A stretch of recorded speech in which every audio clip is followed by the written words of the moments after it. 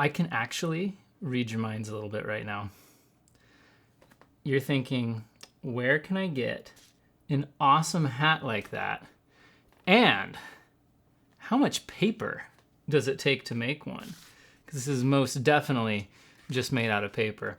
So what we're really going to be talking about today is how do we get the surface area of a cone. Now, a cone would actually have a bottom on it as well, but the area of that piece is just a circle. So you would measure the radius and do pi times the radius squared. Simple. But what about this weird thing in 3 dimensions? How do we get this part, which would be called the lateral surface area, the surface area going around the edges? And I mean, you can just look up a formula for it online and move on with your life. Or you could figure out why that formula actually works, because it's super not obvious. So let's figure this thing out. I've measured some things here. I've measured what's called the slant height, which is if I go down from the top along here, and I've labeled it with a cursive L. So that is the slant height of the shape. And also, we could measure things on the bottom of our circle, as I've already mentioned. And on the bottom of our cone, we have a circle, and we could easily measure that radius. And using only those 2 measurements, we should be able to get the entire surface area. Let's think about how that's going to work. First of all, let's kind of think about, does this circle have anything to do with the party hat? That's how I think about these, the party hat and the circle. So, well, if I put this circle on the party hat, you notice that the circumference, the distance around this circle, is the same as the distance around the bottom here. And then since area is kind of a 2-dimensional idea, we should probably think about what is this shape if we cut it and lay it out flat. So I'm going to cut along my slant height. And that slant height is now cut open, and I'm just unrolling this shape. So I have this, I unroll it and lay it flat, and we now have Pac-Man. So we have Pac-Man, and another way of thinking about Pac-Man is a sector of a circle. So we have a sector of a circle, and we've actually learned how to find the area of a sector of a circle, which is all we really need to do here. The problem is, the method we've usually used to do that involves knowing what this angle is. We figure out this angle out of 360 degrees, and that gives us the fraction of the circle that we have. And we do that fraction times the area of what would be the entire circle, and that gets us that fraction of the whole circle area. The problem with that method here is if you can't actually cut open your cone and unroll it, it's going to be hard to figure out what that angle is. So since we can't unroll our cone in a lot of real-world situations like this, we're going to have to figure out how would you figure out what fraction of this whole circle we have while it's still rolled up. How could we do that? And the trick to that is noticing that when we unroll this circle, the circle that we get a sector of is bigger than the circle that went on the bottom of the cone.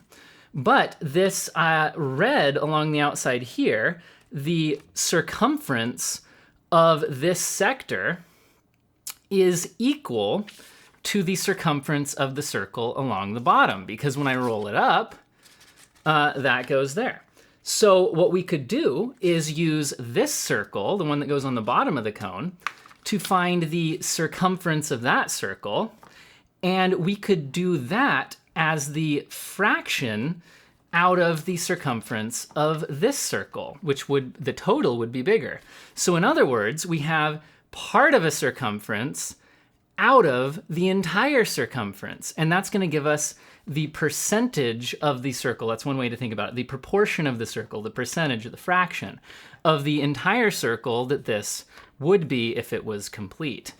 So that's the overall strategy we're going to do here. Now to actually figure out that calculation, we need to figure out the circumference of this circle, which would just be our circumference formula using this radius. So that would be 2 pi r, 2 times pi times the radius. And the circumference of this circle would just be 2 times pi times the radius. But it's the radius of this circle, not the radius of this circle. So the radius of this circle, when it was a cone, is this blue line. It's the slant height. So we're going to call this radius L, because originally that was the slant height of the cone. So our fraction of the circle that we have is going to be this circumference out of the imaginary circumference of this whole circle. So that would be 2 pi r out of 2 pi L. Okay? If I write this down, it might make a little bit more sense. So I'm going to grab my handy dandy whiteboard. And here we are. So we have our rolled up party hat with the measurements drawn in. So when you're actually doing a cone problem, this is the kind of situation you're in. And we have our unrolled party hat when we cut along the slant height. So keep in mind that the slant height of the cone right there is actually this length right here, or this length right here. Those are the same lengths. That's Pac-Man's mouth. That is the slant height, L. And then remember that the circle on the bottom of the cone is all the way around from here to here. And then there's some imaginary completion of the circle that isn't really there. And we're going to figure out what percentage of this whole circle we have, this actual red part as a fraction out of what we would get for the entire thing. So remember, the circumference of this is 2 pi r. And the circumference of this entire circle that we would have here, maybe we'll do that in a different color. So this one would be 2 pi L, because the radius of the bigger circle is the L, the slant height of the original cone. So the fraction of the circle that we have is actually going to be 2 pi r out of 2 pi L. So the fraction, the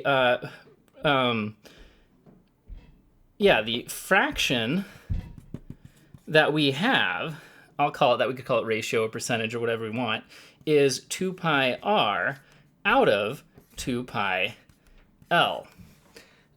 That's the percentage of the circle that we have. If we actually plugged in numbers here, we would get a fraction that we could make into a decimal or percent. That's the percent of the big circle that we actually have when we're just talking about this sector of it. And that's how we can get it without knowing what that angle is. If we knew this angle, we could just do that angle out of 360, and that would be an equivalent fraction to this one. So that's our fraction. Now, the cool thing about fractions is a lot of times they can reduce. What's 2 divided by 2? It's 1, and multiplying and dividing by 1 doesn't do anything, so that's gone. And hey, what's pi divided by pi? 1. Multiplying and dividing by 1 doesn't do anything. We can reduce that out of the fraction. So actually, the ratio from this of this piece to the big piece is actually just r out of L. And another way we could have just thought about this problem is that circles are similar to each other. And so the radius of this circle should be proportional to the radius of this circle. The ratio from r to L, of r out of L, is a way that we could look at that again. So that's a few different ways we could think about what is this proportion. So now, by the way, fraction, oh, it does have an n at the end that looks kind of like an O. What we actually wanted to calculate, though, was the lateral area of the cone. So remember, what was the cone when we unrolled it to this Pac-Man shape? And the lateral area is going to be the area of this sector of a circle. The full area of this circle would be pi times its radius, which is L squared. So pi times L squared. So pi L squared would be the area of this entire circle, but we only want this fraction of it. So we're going to put that over here, and that is r out of L times the area of this circle if it was complete. Now notice something. This has an L on the bottom, And this has an L on the top. In fact, it has L squared, but remember that L squared just means L times L. And you could think of all of these as having ones on the bottom. So if you're looking to simplify this formula, you could notice that this L and this L could be grouped up and eliminated. And this formula actually ends up super simple now because the denominators are all gone. It's just one. It's r times pi times L.